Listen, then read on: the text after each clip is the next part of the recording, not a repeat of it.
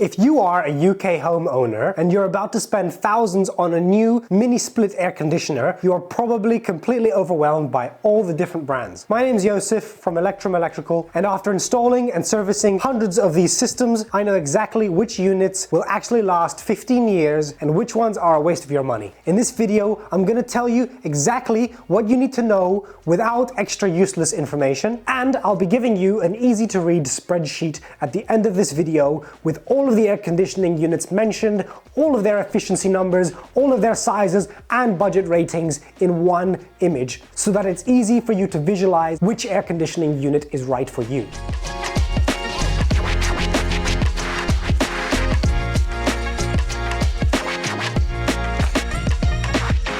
Before we get into the brands, let's quickly talk about the efficiency terms that you will see on this video, because this is where a lot of people get confused. You will often see things like SEER, SCOP, and energy ratings such as A+, A++, or A++. SEER stands for Seasonal Energy Efficiency Ratio. This tells you how efficiently the system cools over a typical cooling season. So the higher the SEER number, the more cooling you are getting for the electricity you use. So if one unit has a much higher SEER than another, it should usually be cheaper to run in cooling mode over time. SCOP stands for Seasonal Coefficient of Performance. This is the heating equivalent. It tells you how efficiently the system heats across a typical heating season. Again, the higher the SCOP number, the more heat you are getting for the electricity you are putting in. So when you are comparing systems for a year-round use, especially in the UK, where heating matters a lot, SCOP is a very important figure. Then you have energy ratings like A+, A++, and A++. These are basically efficiency bands. A+ is good, A++ is better, and A++ is the top tier. So when a mini split is rated A++, that usually tells you that it is among the more efficient systems in its class. That being said, do not judge a unit on efficiency alone. A very efficient system still needs to be the right size for the room and installed properly. Otherwise, those impressive numbers on paper may not translate into real comfort or real savings.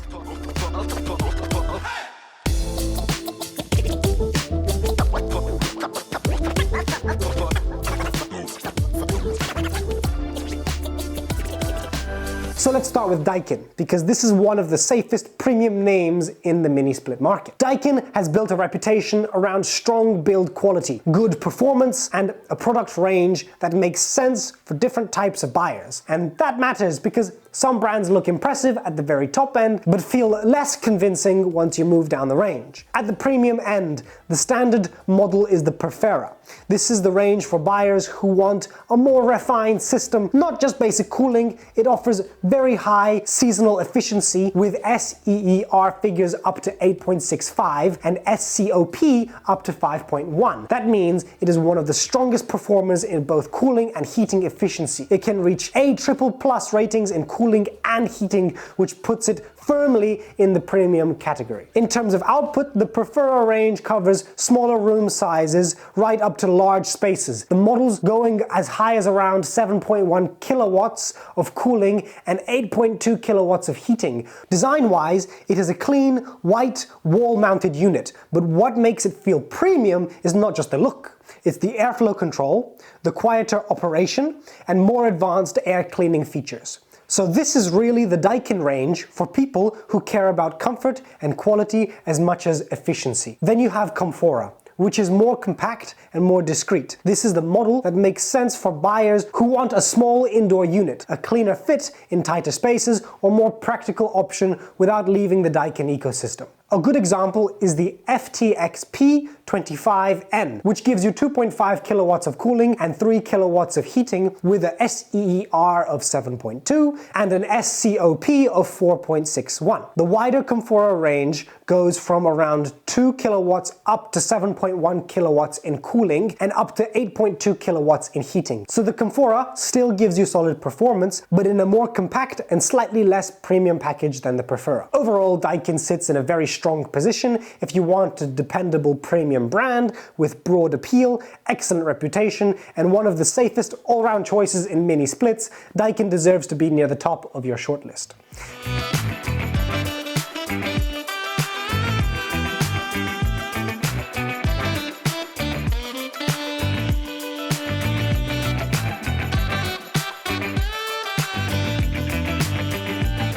Next is Mitsubishi Electrics.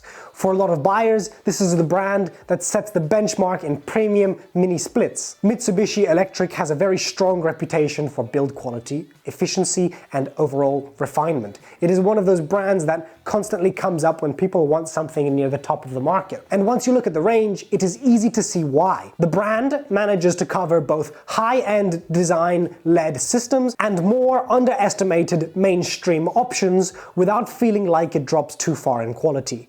At the premium end, the standout is the MSZ-LN range, which is one of the strongest wall-mounted mini-split lines on the market. Take the LN25 for example. It offers 2.5 kilowatts of cooling and 3.2 kilowatts of heating, with a SEER of 10.5 and an SCOP of 5.2. Those are extremely strong numbers, which puts it right at the very top of the most efficient air conditioning unit you can buy. And one of the biggest selling points of the LN range is the design. This is one of the few mini split ranges that really feels design-led. It comes in different finishes, not just basic white, so if aesthetics matters to you, you can make a big difference. So the LN range is one of the few that can genuinely feel like an upgrade in both performance and appearance. Then you have the AY or AP range. This is more mainstream in its positioning. These models are simpler, more compact, and less flashy than the LN, but they still carry the core strengths that make Mitsubishi Electric appealing in the first place. For example, the AY25 class gives around 2 kilowatts of cooling and 2.5 kilowatts of heating, with an SEER of 8.6 and SCOP of 4.2. The full AY and AP range goes from around 1.5 kilowatts up to 7.1 kilowatts, so there's a lot of flexibility there. So compared to the LN range, it is more understated and more practical, but still very efficient and very respectable. My overall view is that Mitsubishi Electric belongs right at the top of this conversation. The LN is one of the best premium mini split options you can buy, while the AY and AP models make a strong case for buyers who want high quality without paying for the most design-focused version in the lineup.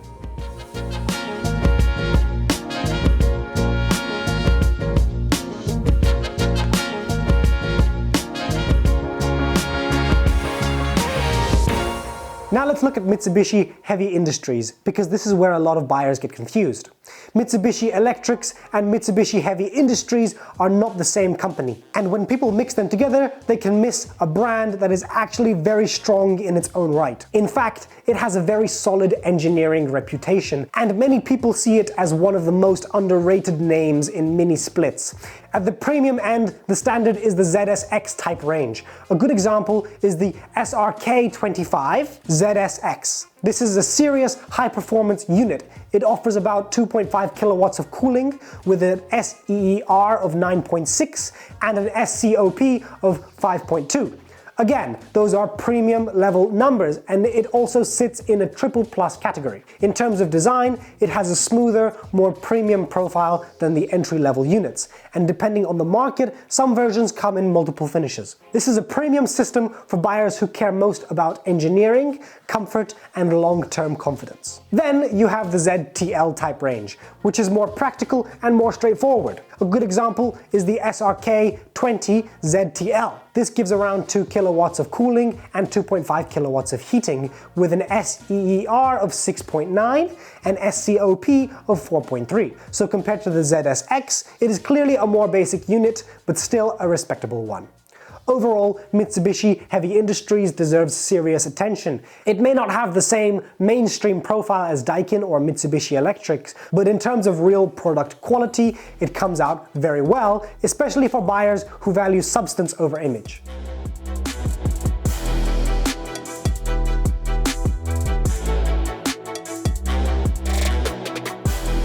Next is Fujitsu, and this is a brand that is not often talked about, but it should still be considered. Fujitsu has a solid reputation in mini splits, and its biggest strength is that it tends to make sensible, dependable systems that do the job well without trying too hard to impress. That makes Fujitsu a strong fit for buyers who care less about having the most talked about premium unit and more about having a system that feels well engineered, efficient, and practical to live with. The styling is usually clean and modern, but not especially design-led, and that really sums up the brand as a whole. A good example of the Fujitsu ASY G09 KMTA. This model gives you 2.5 kilowatts of cooling and 2.8 kilowatts of heating, with an SEER of 7.4 and SCOP of 4.1. Then there is the larger ASY G18 KMTA. This one offers 5.2 kilowatts of cooling and 6.3 kilowatts of heating, with an SEER of 7.77 and an SCOP of 4.56. So Fujitsu gives you good efficiency, sensible design, and solid output. I would place Fujitsu below the very top premium names like Mitsubishi Electric and Daikin, but still in that dependable upper mid part of the market. It is the kind of brand that makes sense for buyers who want confidence, respectable efficiency, and a straightforward experience without paying extra for the most polished or feature-heavy models.